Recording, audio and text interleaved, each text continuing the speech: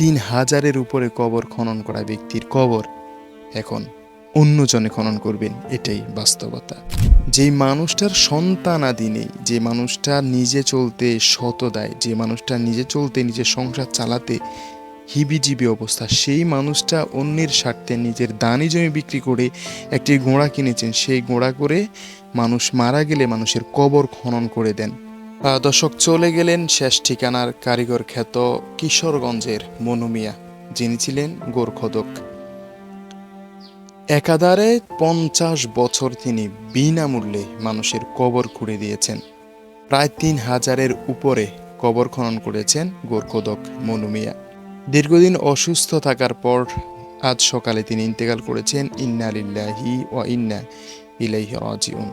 জীবনের 50টি বছর তিনি কবর খনন করে শেষ করেছেন এবং এই কবর খনন করতে গিয়ে কারো কাছ থেকে একটা টাকা পয়সাও তিনি নেননি। নিজের দানি জমি বিক্রি করে একটি ঘোড়া কিনেছেন, সেই ঘোড়াতে করে যাতায়াত করতেন। যখনই শুনতেন কোথাও কেউ মারা গেছেন তখনই দৌড়িয়ে যেতেন, গিয়ে কবর খনন করে দিতেন। সেই গোরখদক মনু মিয়া ইন্তেকাল করেছেন।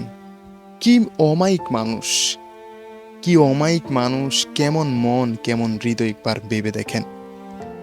যেই মানুষটার সন্তানাদি নেই, যে মানুষটা নিজে চলতে শত দেয়, যে মানুষটা নিজে চলতে নিজের সংসার চালাতে হিবিজিবি অবস্থা, সেই মানুষটা অন্যের স্বার্থে নিজের দানি জমি বিক্রি করে একটি ঘোড়া কিনেছেন। সেই ঘোড়া করে মানুষ মারা গেলে মানুষের কবর খনন করে দেন।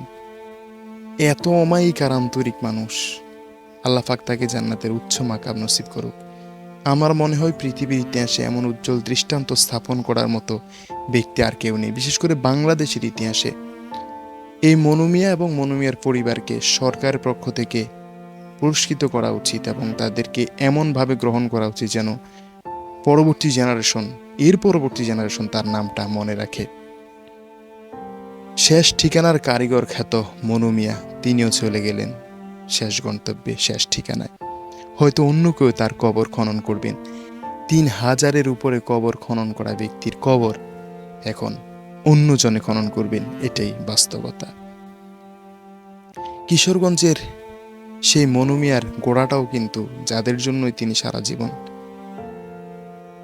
এত ত্যাগ স্বীকার করেছেন, বিনামূল্যে কবর খনন করছেন, সেই মানুষগুলোই তার শেষ সম্বল গোড়াটিকেও মেরে ফেলেছেন।